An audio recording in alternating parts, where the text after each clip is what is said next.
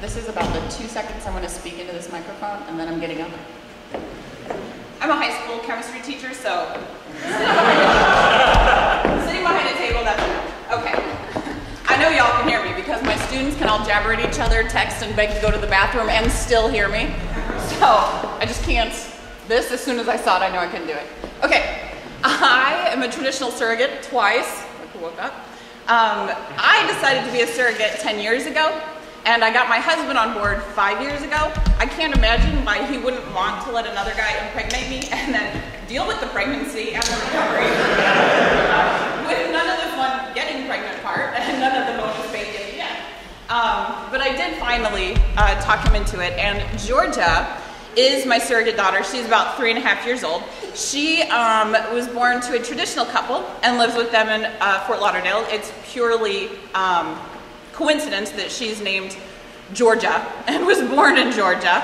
But she is an adorable little thing. I had intended to always carry for gay parents, and I wish I had some big, meaningful reason why, but I don't. I just thought it would be really wonderful. But I fell in love with Lori, who is Georgia's mom, and that's why I cared for them first.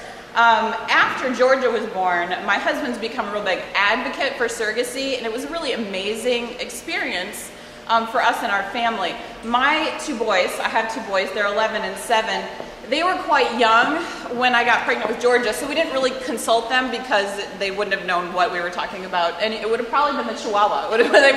They would have not cared at all. But when we decided to carry again with Max, we did consult them. And one of the beautiful things that's come out of it for us, besides extended family,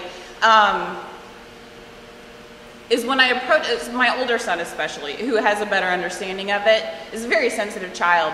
And I said, we're thinking about doing this again. And you remember what it was like when we had Georgia and Mommy was pregnant and we all went to the hospital and then Georgia came home and then she left. Because my boys know that they have siblings. And my older son looked at me and he says, well, didn't you say we should help people if we can? And I said, yeah. He goes, well then, I think we should. And so that was kind of the end of it for us. I fell in love with Jacob and Stuart in their ad. It was so well written. So if you ever want help writing an ad, feel free to inundate them because they just have all kinds of spare time to write ads for everyone. And so I sent them a very nice, pleasant email. And they sent me a very nice, pleasant email back. And I sent them a novel. And it was like, it's about this long. Telling them just absolutely everything about myself. And this is kind of a nod to, you really need to get to know your surrogate, and you really need to make sure that you're on the same page. And one of the things that I asked them, and one of the things that they wanted when they chose an experienced surrogate was somebody that they could trust. And I did say that. I said, you're going to have to trust me to do this pregnancy thing, because this is my 4th go-round, and I think I got this.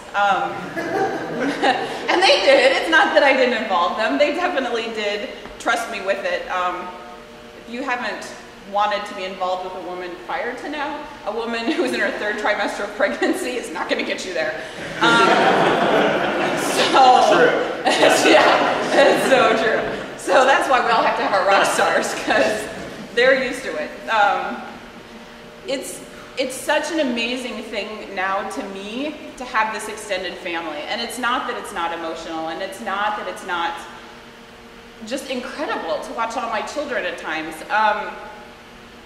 We all got together this summer in Panama City, me and my husband and my 2 children, and Jacob and Stuart and Max, and Lori and Joel and Georgia, and actually Lori's mom, who is Georgia's grandmother, and Georgia's cousin, and Lori's aunt, and anybody else that we can drag along ends up in this big extended family. And people have no idea how to deal with us when we all show up somewhere, because it's like, who do we reference?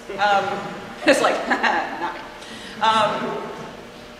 It's so amazing to see all 4 of them play together because they know that they're siblings, and it's this incredible chance to really change the world, because you're not just creating a family. What I have now are children, my children that I'm raising. How many children do you have?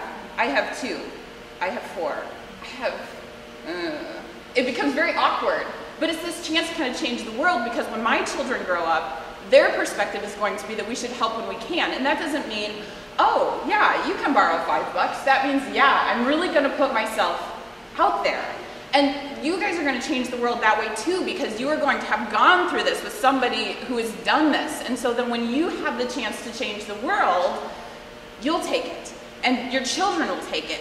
And it's just this amazing experience to be part of something so much bigger and to create something so much bigger. And it kind of spreads out like a ripple in the water. Now there's all the casual stuff, like now these guys are stuck with me crashing on their air mattress all the time.